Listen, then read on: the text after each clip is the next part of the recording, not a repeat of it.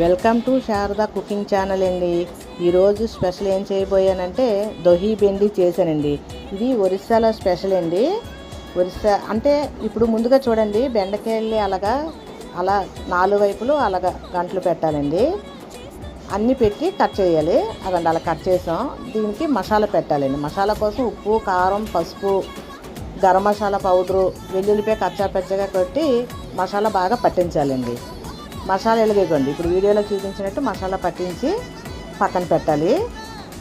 దొహి అంటే పెరుగు కదండి, పెరుగు కోసం పోపు కోసం అని ఆవాలు, జీలకర్ర, కరివేపాకు, పచ్చిమిరపకాయలు, ఎండుమిరపకాయలు పోపు వేసుకోవాలండి.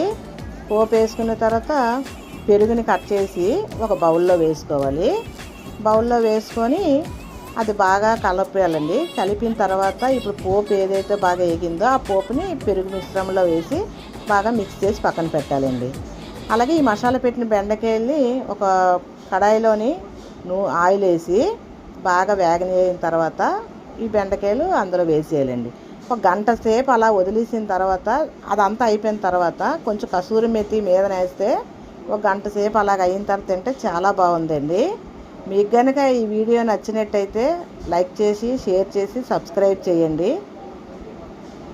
అవండి చూపించినట్టు అలా చేయండి. థ్యాంక్ యూ అండి. Thank you.